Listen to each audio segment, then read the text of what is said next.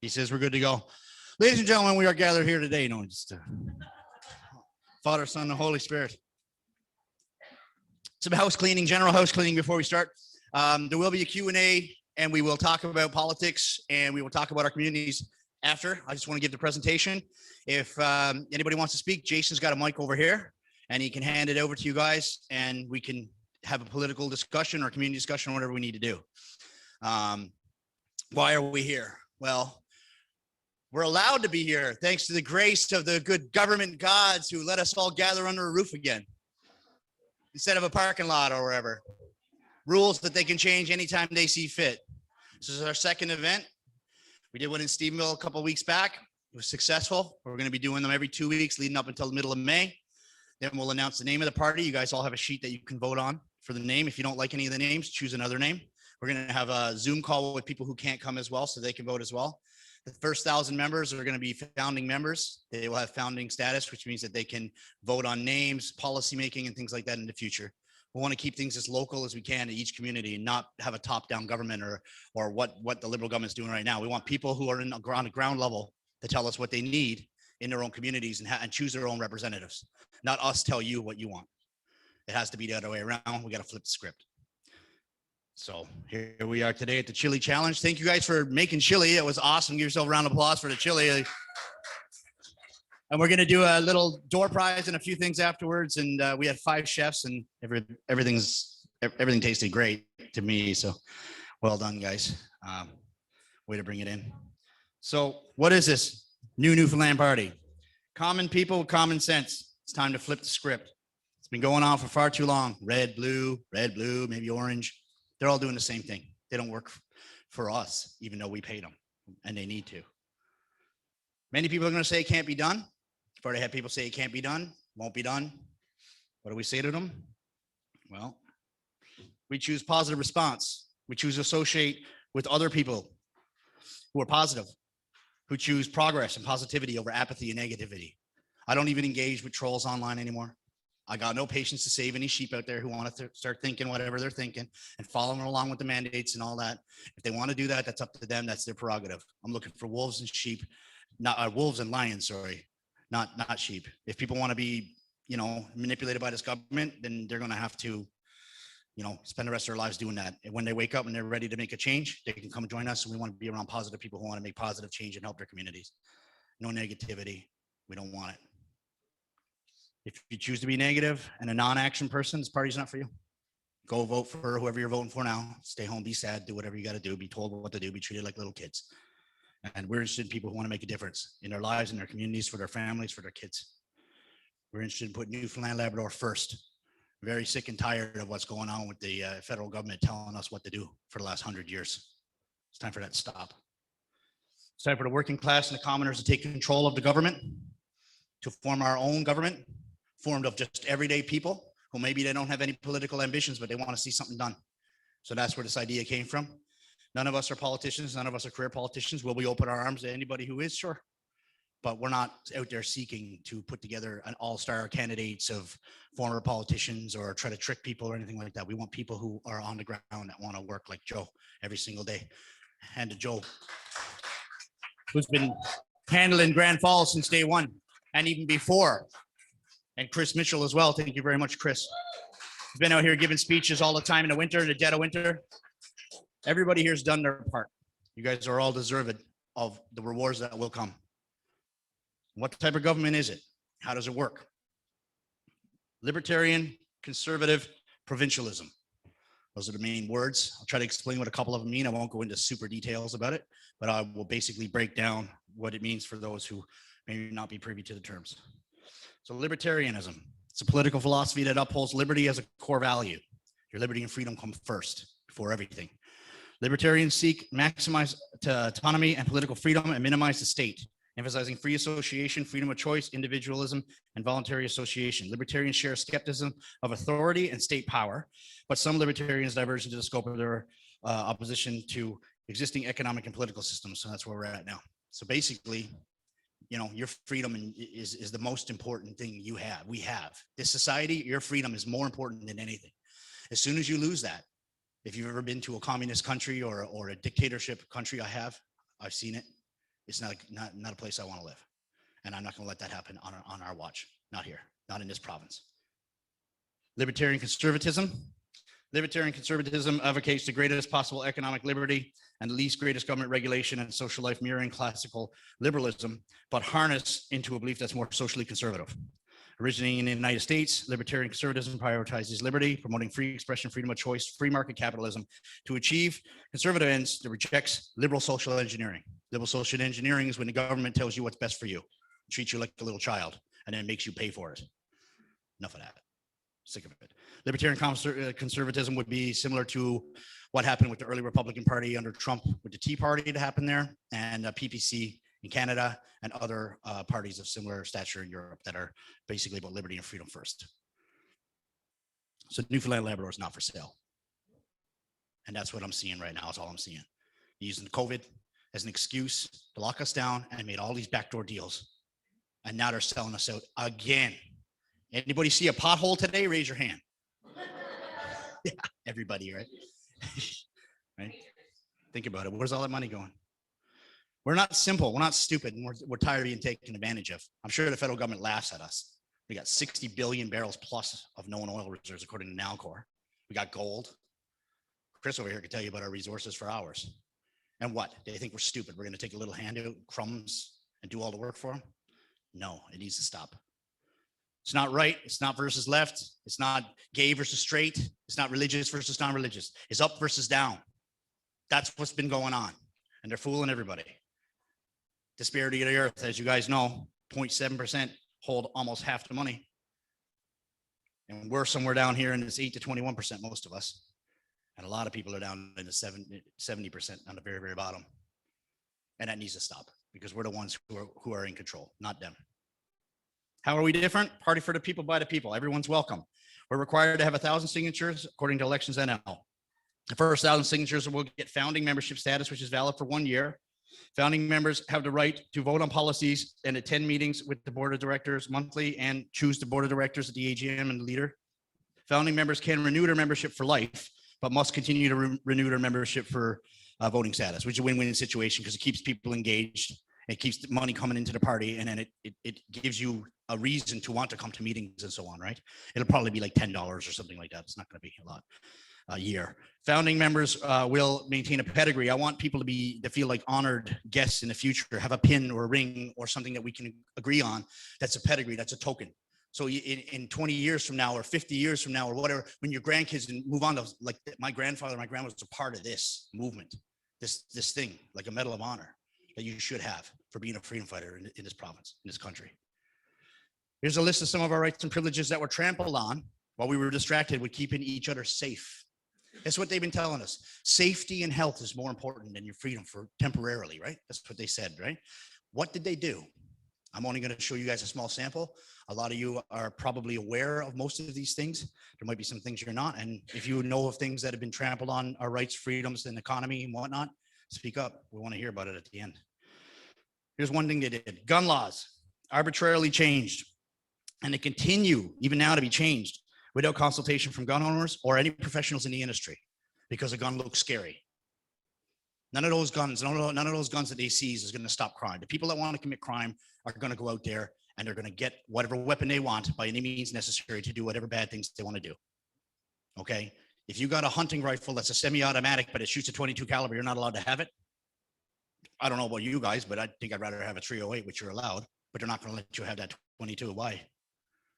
Because it looks scary. It hurts someone's feelings, punishes the gun industry, it punishes tourism, it punishes a lot of different industries, and it's not right. There was a great piece done by Andrew Lawton, and he did a big piece on it. You can type in Andrew Lawton and Google what he did, or DuckDuckGo what he did. And he went and spoke to a lot of different people in the gun industry, and then they're punishing people for not giving back grandfathered weapons and things like that. If you own an RPAL, that you can, you're on a registry that's constantly being searched. So if you went out, say, tonight and got in a drunken fight, something like, or domestic abuse dispute or something happened, they could come to your house and search your whole home because you're an RPAL without a warrant. They could search everywhere. So you're always in this database if you're having a restricted license, right? So gun owners, especially restricted gun owners, are some of the most law-abiding people I've ever met. but yet they're punishing them, and they're punishing an industry, and they're using it so that the liberals can get votes, because that's what the polls say, because the people aren't educated in the subject. You know, what's next? Not allowed to have hot sauce, not allowed to have cars that go 100 kilometers an hour. What are they going to do? Put regulators on everything? That's what they're trying to do.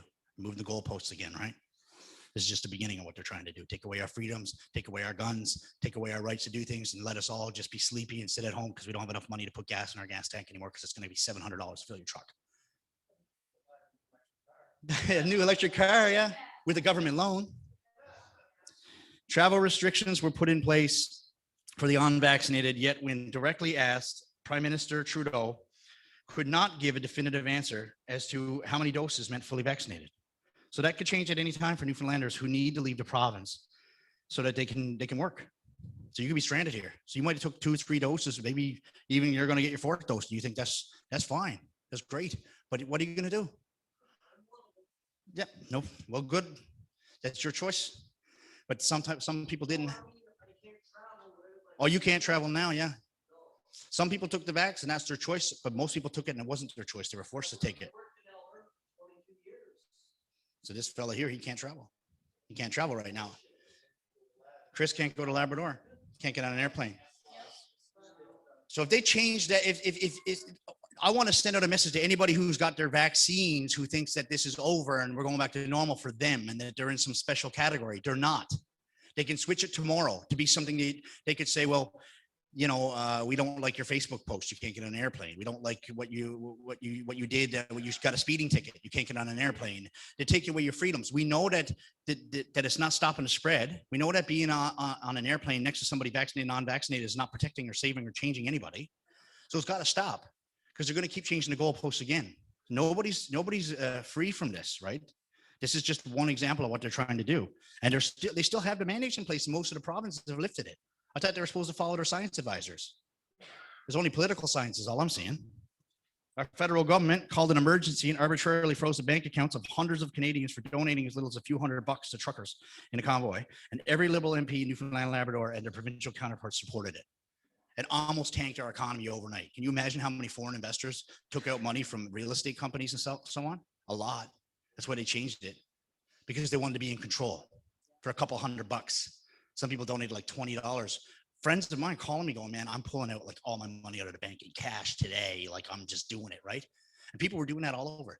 What kind of boneheaded person decides to do that? And then they said, well, it was all Americans that donated. No. Even the mainstream media even said it. 46 retractions they had, the CBC had to do over the Freedom Convoy. 46 retractions. 46 retractions and corrections. Unbelievable, right? Yeah. But that's what everyone was being led to believe. There was no reason for them to put an emergency order in. That protest was pretty much done. There was no reason for them to do it. What they should have done was sent out a delegate or a group of delegates to have a conversation, made some promises, shook some hands, and did the proper thing, and treated them like human beings, calmed them down, treated us like Canadian citizens, gave us a little bit of modicum of respect, and then we would have left. Instead of calling people names. Calling them names. Just shows you that he's a spoiled brat. Unacceptable, yeah. It's unbelievable. And in our province, just to go back to, because we're talking about provincial, but all of this affects everything because they're all working together, right? They're all in the same bed. So our province enacted Bill 38, an act to amend the Public Health Protection and Promotions Act. Some of you might not have heard about this. This is at the very beginning, before any other province did it. An inspector may at all reasonable times without a warrant enter any premises and generate and manipulate books and records that are on a machine as readable, which is like a computer, electronic forms, and any information necessary to the inspector to assess the books and records. This was under the COVID Health Act. This bill has not been repealed. This in Newfoundland and Labrador, under the guise of the Health Act, if they suspect that somebody in your household is testing positive or could be sick, you could have just sneezed at the library. They can come in to your house, take your computer, put whatever they want on it, and say that it was you that had it there. So they can come in and search your whole house. Yep. And if they have any belief that someone was in your house and say when they had lockdowns going on, you were supposed to stay in your bubble. Jason, you want to hand the mic over to Chris maybe, or just pass it down to Chris? Come right into your house and seize any person Thank you. or anything in your house. Emergency Maybe just let the people online know that too, Chris, or reiterate some of that. So should be on. Check. Yeah, in the Emergency Health Act, it also stated that if there was, when we had the time when people had to be in their bubbles and we were on lockdown, if they heard that there was more people in your house than there were supposed to be, they were allowed to come into your house and seize people out of your house and anything that they felt, they could seize. I think it was a way to take inventory on firearms as well, myself. Yeah, I mean, people don't realize that what that means. And it even says right there to manipulate records. Why would they need to be able to manipulate what's on your iPad or on your phone? Because they could incriminate you. They can find whatever they want on there and say that it's yours. That's a very scary precedent. No one challenged this. The conservative government in Newfoundland never challenged this. The NDPs never challenged it. The independents never talked about it. The news media never talked about it. If we're elected, I'm not leaving that building until that's dealt with. It's still in play. But now there's no emergency right now. So technically speaking, they'd have to declare a state of emergency again under the Health Act, but it's still a bill that's passed, yes. So draconian provincial lockdowns, which caused loved ones to miss the last 9 days of others at funerals. And this included a Nova Scotia woman you might have heard. She's from Newfoundland. Her name's Rosalind Sullivan. And the government decided to fight her in court. She probably had to use her life savings to do it, who knows. Deny her entry, said she couldn't see her mother on her dying days. And it was 1 month before they announced a bubble, the landed bubble. So in May it happened, and in June they announced a bubble, and in July they opened it up. They must have been talking about the bubble. They must have had meetings about it. They think they could have made an exception for this one lady. It wouldn't have hurt anybody, but they fought her in court just to make an example of her. That's the people representing us that made that decision. There could have been accommodations made, I'm sure. Their families got to go through that for the rest of their lives. Yeah. Trudeau appointed an extremist as an environmental minister, Stephen Guilbeault. He's best known as a purveyor of civil disobedience. He once scaled 340 meters up the CN Tower to post a giant banner that called Canada a climate killer.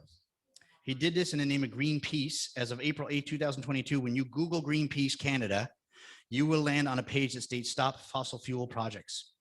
According to the office of Andrew Fury, in May 2021 report entitled The Big Reset, the report of the Premier's Economic Recovery Team, oil and gas sector accounts for almost a quarter of our province's GDP. I was looking at it last night. You can find it yourself if you want. And why are we negotiating with a known civil activist and extremist regarding our oil and gas projects such as Bay du Nord? How is it possible that Stephen Guilbeault was given this position and our province's politicians have done nothing to critique such a threat to our livelihoods, 1/4 of our GDP to be exact? And according to the Guardian UK, Greenpeace has been placed alongside extremist groups such as neo-Nazis by counter-terror police in the UK. And why are we tolerating the fact that our current environmental minister has direct ties to a group considered to be terrorists by the UK police? Why? We need oil and gas. We got Bay du Nord, so I'll give them that. What are they going to do next? Increase their carbon tax? What are they going to do? Yeah, and it's $3.5 billion that's going to be sitting there for 30 years before we get it all. You know what I mean? And wait, keep an eye on that one. This is what you see when you Google Greenpeace. This is what you get. It's the first thing that pops up. They're proud of it. That is a direct threat to our livelihoods. That's a threat to Newfoundland and Labrador. This is the kind of stuff they do.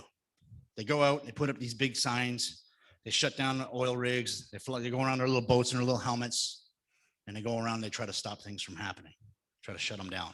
And this is, of course, okay, apparently.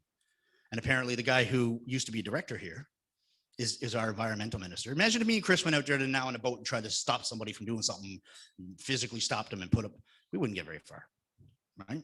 But they can do it. These people are allowed to do it. Well, apparently you're not even allowed to protest the deplorable conditions of the road on the Baber Peninsula now because the committee's been threatened by the authorities that people will be charged if they protest and do a roadblock. Really? That just happened. Then the Calgary mayor shut down anything that makes a noise over a certain decibel level. So even if you're on the street preaching religion, which somebody was recently, you can get arrested for that. Yep, you can't protest anywhere in Calgary now, not on any public property, not even a sidewalk. Yep. This is what our environmental minister, Gilbert, did. Canada and Bush climate killers. This is him. This is who he is. This is from the Liberal government's website. And it says right in there, I'm going to have to lean in to read it. As an activist and strategic advisor, he even says it in his profile. It even says Greenpeace in the third paragraph of what he's accomplished. Like they're proud of it or something. Here he is. What a great guy. What a stand-up model. You know, when I ran for the PPC, I wasn't allowed to run if I had a outstanding criminal record or any kind of violent crimes or criminal. I had to do 2 background checks. They didn't do a background check on this guy, I guess. Maybe they did. Maybe that's why he's where he is at. Yeah. Canadians were forced to divide under the guise of benevolence. Our provincial government stood by and said nothing. People lost jobs and were unable to qualify for EI. Meanwhile, the Liberal government cannot account for $600 billion, would it be, dollars in spending. That's a lot of money. Right. When they could find $20 in a single mother's account that donated money to the trucker convoy, to the Freedom Convoy, but they can't find the $600 billion in missing infrastructure funds. That's right. I find that very hard to believe. Yeah, their detectives can find out the $20, yeah, but they can't find out that. Universal basic income, what does it mean? It means that everybody in society, rich or poor, is given a monetary check, or guaranteed basic income, which is what we're looking at here. So this is the benevolence part I was speaking about. System that is referring to, we talk about basic income in Canada, and it means minority payments to go to families and individuals who have lower income, sort of like social assistance. And I think that that's not a terrible thing. Like that sounds good, right? So the Liberals delegate, they go and endorse this universal basic income. Right here, paragraph 2, this is CBC News, 77% voted for it. Okay, so you, like on paper, it's like, okay, so it's kind of like we already have like welfare, we already have EI, and we already have supplements for people who are off work. So what is this? And it doesn't sound bad if it's for everybody, I guess, but where's the money come from, right? You start asking questions, but it's not for everybody. It's only for those who comply. I believe Finland did try it. Switzerland, I believe. Switzerland, yeah. They tried socialism. Anywhere they've tried socialism, except for Switzerland, turned into communism. Like I said, it's only for those who comply. What does that mean by comply? Well, right now, unvaccinated workers lose their jobs because who lose their jobs because of their vaccine choice are not eligible for EI benefits, according to our minister. That's disgusting. And what happens if they want you to comply with something else? They want you to be more liberal. They want you to accept critical race theory. They want you to change your Facebook picture. And you just said, no, not doing that. Or they want to take your guns. Or they want to take your kids away. And you don't comply, you don't get EI. It's nothing to do with vaccine. Universal basic income for everyone in society. Nope, it's only for who the Liberals choose it to be for. They're separating us and dividing us, like I said, all the way back to where I was saying that, right here. That's what they want to do. They want to divide us under the guise of benevolence. That's what they're doing. It's crazy. It's sick.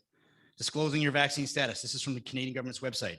If you apply, and it says right here, and it goes all in, you are unwilling to get vaccinated, you are unwilling to attest a vaccination, you are unwilling to, and you don't get, basically you lose your job. You guys all know this. I don't need to read it out, but it's there. Did we forget who we are as a people? We getting victimized and criminalized for a medical decision? So it's going to be the third booster, the ones who took the second booster, third booster, whatever, are now going to be looking down on the people who only got their first 2 shots or 1 shot. Well, might as well get another one. What? No, might as well not. Might as well get none. Because it hasn't stopped the spread of the virus. It hasn't done anything to stop the hospitals or anything. It hasn't done very much, has it? Now I'm going to get censored because I said that, right? It's a lot. It is. They should be listening to the health people, their own health people. Their own health people now are starting to come out to say that, we did everything we could and that's it. And they're still trying to boost seniors. A lot of them don't even know what's going on. It's a sin. Sure, in Toronto, they started vaccinating the pets in the zoo. In China, they're taking people's pets away and euthanizing them if a person in the house has COVID in Shanghai. Yeah, they're taking your pets away. They're talking about wastewater. Yeah, who's testing that? Where's the Q&A? Where's the video footage? Like where's the scientific evidence? I could also work for an association and make a claim like that. Doesn't mean anything. That there's the wastewater has a certain amount of. I bet you use a lot of stuff in the wastewater. You find a lot of weird stuff. We will never forgive and we will never forget, even though I've been taught to forgive and forget, this Liberal government and what they did and they continue to do to divide our families and destroy our livelihoods. Everybody here and everybody listening has had a family member or they themselves at odds because of this and probably lost some friends because of this. The government has done that intentionally. It wasn't your choice or lack of choice or somebody else's choice or someone did the right thing or the wrong thing. The government forced this. They forced this divide on people because it's easy. When you divide your enemies, you can conquer them. And to them, we're the enemy. So we're going to flip that script right around and we're going to win this province. We're going to win it by a damn landslide. And we're going to tell Ottawa, we're not listening to them anymore. How are we going to be able to do that? That's going to be another presentation, but I can talk about it in the Q&A part if you want. Back to work. Big win for unvaccinated Richmond City Hall workers in BC. 39 people got back pay till February and they got their jobs back. Rebel News. You don't see it in CBC. You don't see it in CTV. You don't see it anywhere else. They got their money back and they got their jobs back. 7 doctors in New Brunswick got reinstated this past week as well. 7 doctors that would not get vaccinated, would not comply. They are now reinstated. Good. But nobody should lose their jobs over this. But still, for all, the feds still have the federal mandate for no flying. Yeah. And they're talking about doing no interprovincial travel unless you have a vaccine. This is why we got to fight that. So we've got to fight it. These are the things that are not based in science, right? Look at UFT. UFT also lifted they had a lawsuit challenge, but from some students. So 5? 5, Jason says. So we're winning. We're finally getting some freedom back because people haven't stopped. And if you're listening to this and it happens to be today or it happens to be years from now, keep at it. Keep at your community and keep your government accountable. Because if you don't, they're never going to step back. They're just going to take and take and take. We are winning. We'll continue to win as long as we hold this criminal government accountable. As far as I'm concerned, anybody losing their jobs over this or fighting with their family over these, can't even see their loved ones who are dying and stuff like that, that's enough. I can understand certain decisions that were made. Okay, when this first started, I did agree at the very beginning to shut down international borders. I left it open for 3 months. Okay, the very first day, I said, yeah, let's shut the border down. It might have slowed the spread until we figured out what was really going on, what we were facing. But you know what? They let it go for 3 months. But see, having a woman not be allowed to come into the province to see her dying mother, that's crazy. That's crime. That's ridiculous. That's against the Charter of Rights. That's against every single piece of legislation ever passed in law. Like it makes no sense. What are they going to do? Go meet in the middle of the ocean? This is Canada. It should be open for everybody. Like Chris was saying, you should be able to travel anywhere you want to travel. It's part of the charter. Sorry, that was 5 doctors out of 9 got reinstated. 5 out of 9. 5 doctors out of 9 got reinstated. Thank but you. Still, that's a win. So we got our fact checkers on the facts. The bottom line is that there's. Making sure I had those numbers right. Yes, sir. They don't know what they're doing is my only explanation. My first explanation, I should say. And it's bankrupting our country. Only under the Trudeau Liberals could $600 billion suddenly go missing. Just missing. No big deal. Just $600 billion. It's not 6 million. It's not 60 million. $600 billion. Do you know how much money that is? That's more than the Rothschild family. We're going to get to them. How much debt does Newfoundland and Labrador currently owe? Well, according to a recent report that just came out, $17.1 billion. That's a lot more money than any of us have in our bank accounts, I assume. If you got that much in your bank account, can I please have some? 17 billion. Yes, they froze it all. Yes. So that's the largest that's ever been in history. And we got to pay that off somehow. Check this out. You can't see it perfectly, everybody, but I'm gonna read it to you a little bit. Get it closer here. So in 2004, we borrowed 600 million. In 2006 and 2007, we borrowed 350 and 600. This was under the Conservatives. Then the Liberals win in 2015. Guess what happened? 500 million borrowed, 2.4 billion, 2.9 billion, 1.2 billion, 1.4 billion, 1.2 billion, 2.4 billion. Boy, he knows how to spend money. That's like some people's ex-wives, I suppose. Like a drunken sailor. Like a drunken sailor. They knows how to spend it, but we don't know what they're spending it on. Our province has run out of time. Premier details the dire fiscal state of Newfoundland to the Prime Minister in March. Dwight Ball. Here's what he said. With questions swirling around the economic impact of COVID-19 in the province, Premier Dwight Ball wrote the Prime Minister nearly 2 weeks ago, seeking serious financial help from Ottawa, or the province would not be able to continue operations. Yeah, okay. Right. So that nobody cares about that, right? That's not a big deal. That's kind of a big deal, right? They spied on us. Military leaders saw the pandemic as a unique opportunity to test propaganda techniques on Canadians. This is to keep you safe. All of this is to keep you safe, by the way. All of the stuff we're talking about, this is all to keep you safe, right? A plan was devised by the Canadian Joint Operations Command that relied on propaganda techniques similar to those employed during the Afghan war. That's okay, apparently, because COVID. That's never okay. They spied on your phones. They spied on your bank accounts. They shut down bank accounts. They arrested politicians. Yeah. 33 million, yeah. These are reports that are written by the intelligence agencies in the military. You can go find them online. They're out there. But that's a conspiracy, right? They got hacked. So $1 billion now for the app, right? So every province can get 100 million or 90 million or something, right? But they couldn't even not get hacked. Where'd that money go? Didn't go into protecting your health records. Now they say there might even be other records exposed. What did they offer people when they got hacked? Free credit bureau report from Equifax. Why? Is that a conspiracy theory? Is there some other kind of thing going on? Or they wouldn't dare hack themselves so that, or something else happened then so they could start a digital ID or a new credit system, would it? No, they wouldn't spy on us. They're all military. That wouldn't happen. They wouldn't shut down borders interprovincially and not let people see their dying mothers. That would never happen. Oh, wait, it's all a conspiracy theory, right? Newfoundland healthcare cyber attacks, the worst in Canadian history, says cybersecurity expert. I'm getting them from the mainstream news, most of this stuff. This is like CBC, right? The worst in Canadian history. So they're telling you that it's a safe vaccine, it's a safe passport, it's a safe to download it, put it on your phone and all this stuff and whatever else they want. They're offering you free credit scores and they were hacked, according to the worst attack in history. And that's apparently okay. And that's far from okay, guys. Should never happened. They're lying to you. So how did any of this keep us safe? I don't know. I don't feel safer.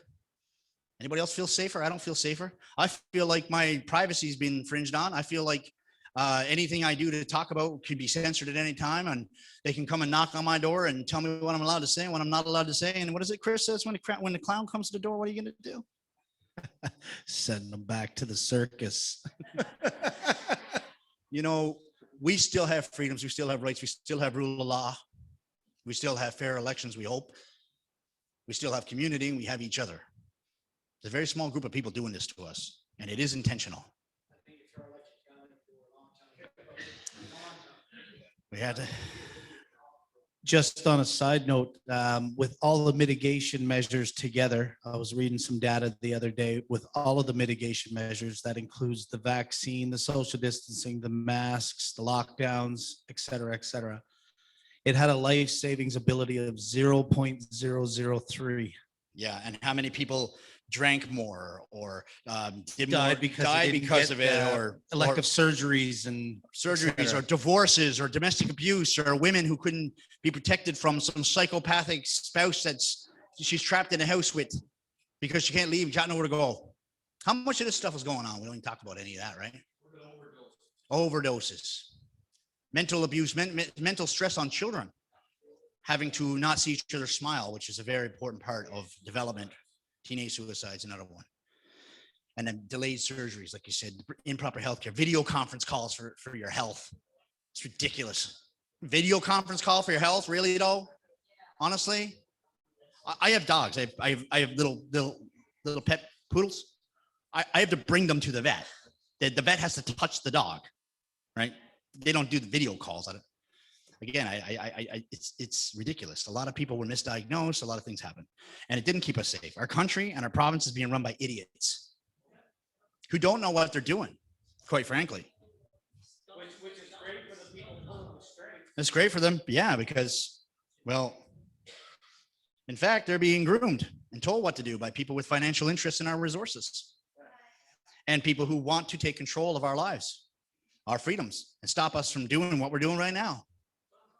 To stop us from rising up, like you said, protesting the anything in Baver. What is it you said again? This actually happened in Baver recently. The deplorable road conditions. We've got actually, we're number one right now for the worst roads in Canada.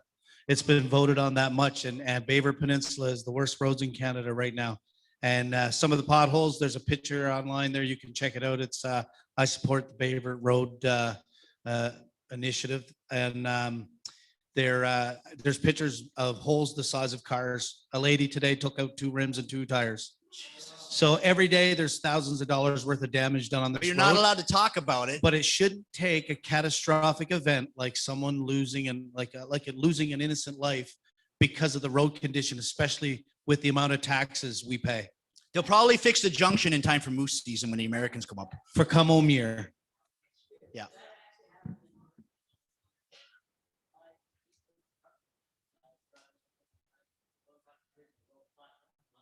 Yeah. Jason was saying in Burgeo, someone died from bad road conditions. So, just repeating it so people at home can hear. Yes. These people that are behind these other people, they have no interest in us at all. They want Newfoundland for the resources.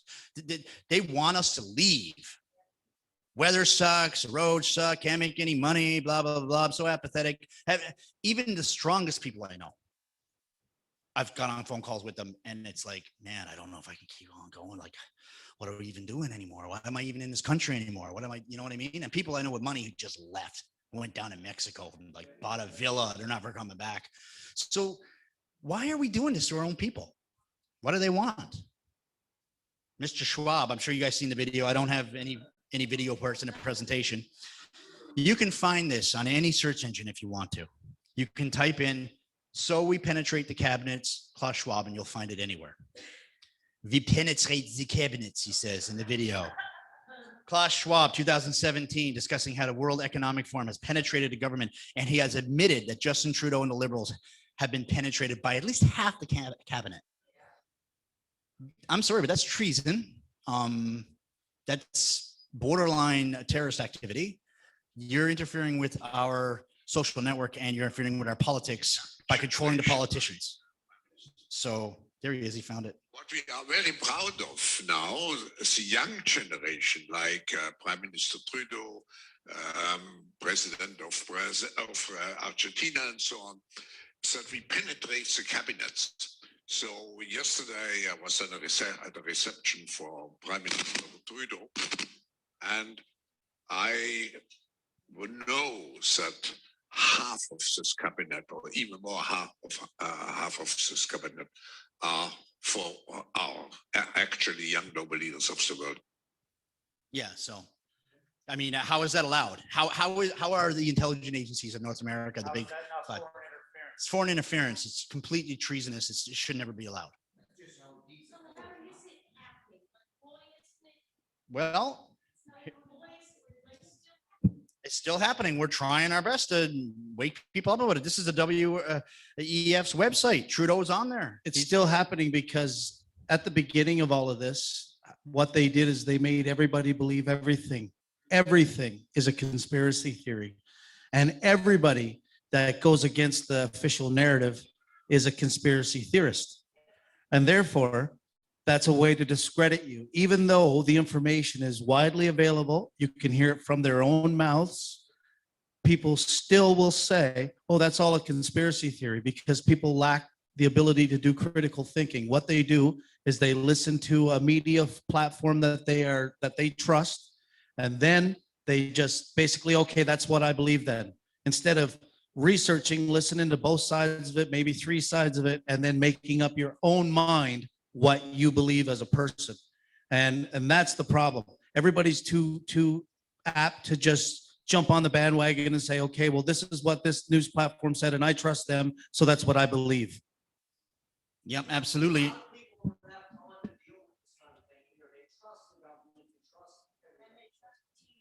That's right. They got kids, they got mouths to feed, they got bills to pay. They don't have time. Yeah, that's true. A lot of people like that. That's true. And they've kept us so busy in debt that we got to work 2 jobs. You know, some people got to work 2, 3 jobs, right? They don't have time to go on the internet all day, right? There's a saying about that says it's easier to fool someone than to make someone believe that they've been fooled. So, you know, it's not, look, there was a virus that went out there. Where it originated from is disputable. We could talk about that for hours. It killed a lot of people. It's terrible if you get it. Yeah, okay. We did what we could to fight against it. That's one thing that happened. All the rest of the stuff I've talked about in this presentation was not necessary. Military spying on you, individual travel getting shut down, and now they're admitting that he's a graduate of the Global Leaders Program, and that Chrystia Freeland's on it, Jagmeet Singh is on it. Look, there's a lot more going on behind the scenes that should have never happened. So if you have to wake up and pay attention. Every single person who's listening, you have to pay attention. Actually, funny thing, now that we're talking about that, I will say, I was watching the House of Commons, and I recorded it with my phone. When a member from Ontario, I believe it was Oshawa, asked the speaker, or through the speaker, asked about Klaus Schwab and about the fact that he said that they have penetrated global cabinets, and he wanted a number. He asked how many people were in his cabinet, which were a part of the Young Global Leaders organization. And they got cut off, and I could hear it clearly. And he says, "Oh, it was poor audio and even poor video, so we had to shut you down. If the member was asking a very good question, but we're going to go to this guy over here now." So yeah, they said they couldn't hear the audio. But I could hear it as plain as day. I got it recorded on my phone, and even on my phone, you can hear it as plain as day. So you could see everybody was panicking when it started coming up. They're like, "Oh my God, what do we do? What do we do?" They didn't know what to do, because that's the first time I've ever heard, and I watch the House of Commons all the time, and that's the first time I've ever heard Klaus Schwab's name brought up in the House of Commons. The very first time. They shut him down immediately. Yeah, they didn't know what to do. They didn't know what to do. Yeah, this is, you know, you can think that the mandates are done and we're done. We're going to have a nice, happy rest of our lives or whatever. But there's a lot more going on. You said, look, what can we do? I don't know if we can save the world or save Canada. We can save this island. And we're gonna try. Who's this person? Edmund de Rothschild. That's on the WEF website as well. The same website that Trudeau's on. He's a member as well. Why are we bringing up Rothschild? Well, yeah, $500 billion, by the way, just so you know, just shy of the 600 that's missing. They make only $8 billion a month. Man, that's pretty sad. Only $8 billion a month. They really needed that extra $5 million from the Newfoundland government. They really needed it to tell us what something's worth that we already own. Newfoundland assets up for review, says Finance Minister. Rothschild's Co. First line. Sabon Cody. It's going to cost $5 million to check on our assets that we already own, and we got to pay multi-billionaires for what? To come take a picture of Marble Mountain and do some paperwork? Especially when we just had the Moya Green report just before that, which was pretty much almost the same thing. But this one's actually more about selling off assets, not just taking the Got to inventory. get $17 billion from somewhere. Newfoundland government receives $5 million, probably this is recent, and will not commit to releasing it publicly. So they won't release the report. Newfoundland government receives $5 million review of assets and won't commit to releasing it publicly. Read the last paragraph. We spent another $5 million in public money and public funds to commission this report on determining what public goods, what public agencies are built by the people of this province and now are going to be sold. And this came from NDP leader Jack Din, who says, well, sorry, we can't do that because it's commercially sensitive. It's just tone deaf. So the NDP are against it. Tony Wakeham, the conservative MHA, sorry, I meant to say MHA before, MHA for Stephenville. He says, Speaker, Rothschilds has lined their pockets with $5 million of taxpayers' money, yet the Minister of Finance is refusing to release details of the report to the people of the province. I will ask the Premier, will you commit to the sale of any public assets considered in this review? Would they be debated here in the People's House of Assembly by all members of the House? I asked the Minister, maybe she can tell us how many pages are actually in the Rothschild report, what the color of the front cover is. But people of the province absolutely need to know what is in that report. It needs to be released, Mr. Speaker. It's an embarrassment. The minister stands up and says that they want to be held accountable to the people of the province, yet at the same time, they refuse to release the report to the people of the province. Where's the accountability? Where's the transparency? Where's the public? These are public assets. If you can't trust the people of the province with the public assets, how do you expect the people to trust you? So that's the Conservatives. They're against it. But nobody's doing nothing. So when I get out of here tonight, I'm going to start a change.org petition under the Newfoundland and Labrador Freedom Coalition, which is what this movement is. We're going to get everybody to sign it. And I'm not going to stop until they release the damn report. And I think that every single politician or every single person in this province should get behind that. After all, where's the transparency that the Liberal government ran on? That's what they run on every time. Transparency, transparency. But I see no transparency. All I see is backroom deals and Lots of lies. and lots of grease in palms of their friends. That's what I see.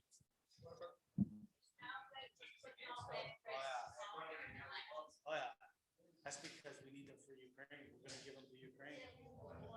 So although all these assets are under the microscope, Cody, that's the Siobhan Cody, said the review will focus on the province's oil and gas holdings, registries, Newfoundland, Labrador, Liquor Corporation, Marble Mountain. All four were mentioned in the name of the big reset, a 5 to 6 year plan tabled by the Premier's economic recovery team, headed by Moya Green, which Chris was just mentioned, and which recommended everything from tax increases and spending cuts to streamlining public services to address the province's financial problems. Like Dwight Ball said, we were screwed, right? But what are we looking at? Liquor Corporation. People in Newfoundland pays for that. We buy the liquor and everything else. Marble Mountain, the only thing that they're going to be selling off here is the oil and the gas. They're going to sell off our oil and gas. That's what's going on. There's no secret. We're not going to let it happen. This is the big reset. That's it right there. That's it. That's it right there. You can go and check that out. Now that's Andrew Fury's report. I guess his whole team made the report. I wouldn't say it was him who did it because it's over 200 pages. I don't know if he's that smart. But anyway, it sounds familiar. The big reset. Not to hype him What's up, this? but he was smart enough to pull the wool over the eyes of Newfoundlanders. This is The Great Reset by Klaus Schwab, a book that came out about COVID, July 9, 2020. Wow, he wrote that book so fast, didn't he? The Big Reset, The Great Reset. The Big Reset, The Great Reset. Starting to see the connection now, WEF, all the way to Newfoundland, Labrador gas and the Rothschild family. How about a piece of homework for you? I'm not even going to put it in here. Go and find out Joey Smallwood, Rothschild family, Churchill Falls. Chris can tell you a little bit about it. Rothschild's family has had their name or their hands in Newfoundland ever since Churchill Falls. They actually started a new corporation. I believe it was called the British Newfoundland Corporation that built Churchill Falls. And then shortly after that, we got screwed in the deal with Quebec and when we joined Confederation. So that's how that started. But they've had their hands in Newfoundland for a long time, and that's why they were an obvious choice to probably, I would say they're selling off our assets, but guess who's going to be buying our assets? Newfoundland Labrador is not for sale. Say it with me. Newfoundland Labrador is not for sale. It's not for sale. There's people that put us in debt, those politicians, they can pay off the debt. They can go and work in a labor camp if they want to for the rest of their lives and pay it off, and their grandkids and their great-great-grandkids and their great-great-great-great-great-great-great-great-grandkids if that's what they want, till the family disowns them. We're not for sale. Here's the names of the political party. This is why we're here today. We're going to start a political party.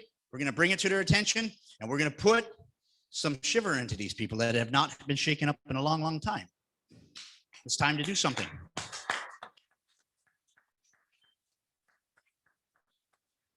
I'll just read them off here so you guys know where we're at with things.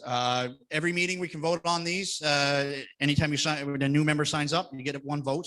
And we're going to do the same thing later on with a Zoom call.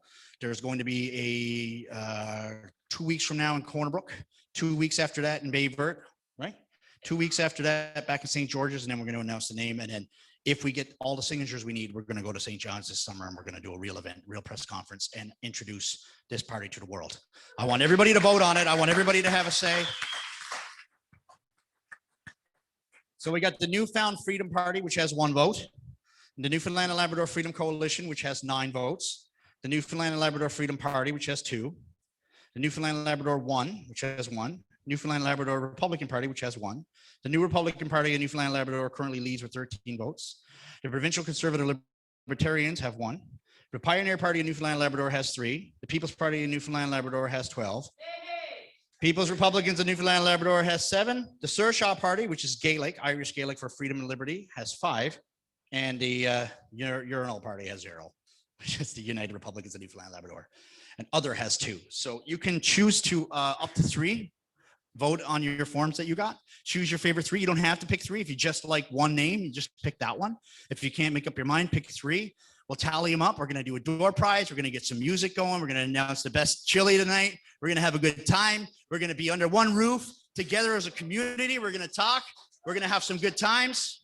We're going to share information. We're going to love each other. We're going to be safe without having the government tell us how to do so. Let's go out there and vote. My name's Daryl Shelley. Thank you for having me all the way from Stephenville today. Let's get there and make a difference. Thank you guys for hosting us. Thank you, Joe. Thank you so much. I'm going to open this up to questions. Anybody wants to question, you can ask me or Chris anything you want. Chris is also on the temporary board. I got a couple online here, so I'll start with those. Krista Joseph wants to know, does the nurses, lawyers, and doctors and government workers will all have the same income as the guy working at Walmart and the grocery store to take out? No, I don't think so. Are we talking about the Rothschild report? Yes, we are. Anybody else want to ask a question? Microphone's right there. If not, we'll get some music going. Okay.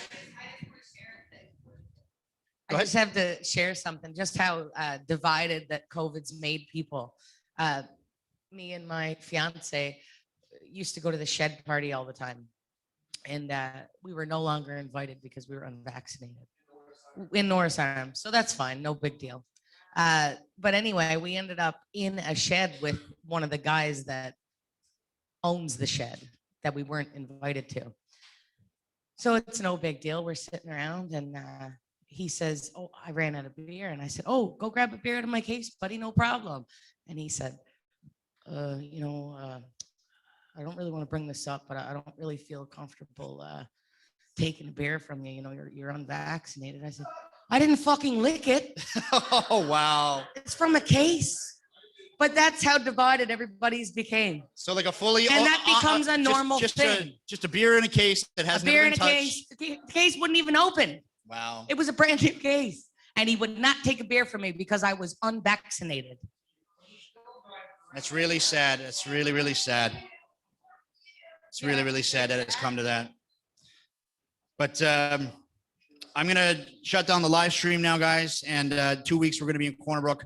And if you can't get there, sign up to the email list here tonight and put your signature down for the new party if you like what you heard today.